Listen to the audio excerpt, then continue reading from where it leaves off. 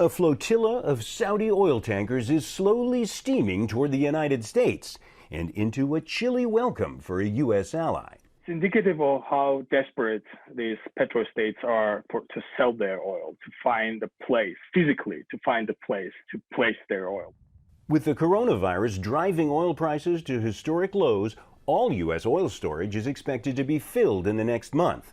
The Saudi move to occupy much of that precious storage space on the U.S. Gulf Coast has been called by some industry insiders an economic Pearl Harbor, a hostile attack on U.S. soil.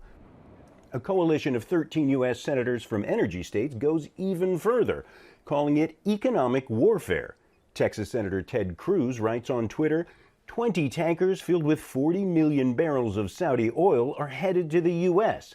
This is 7 times the typical monthly flow.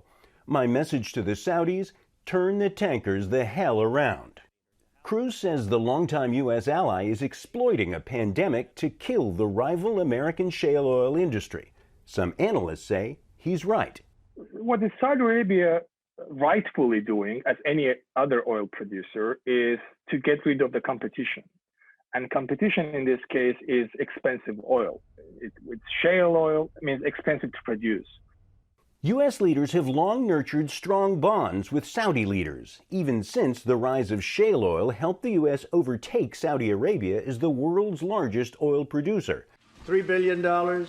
The fact that Saudi leaders are now willing to risk the anger of their American allies suggests they believe the world's oil glut won't end anytime soon. With much of the world on lockdown, few drivers on the road and fewer planes and ships are using fuel. Oil prices are so low they briefly hit negative territory this week at the Chicago Board of Trade. That left some sellers actually paying buyers to take it off their hands. Now many producers are simply storing it and waiting for prices to rise. The U.S. can hardly turn the ships away.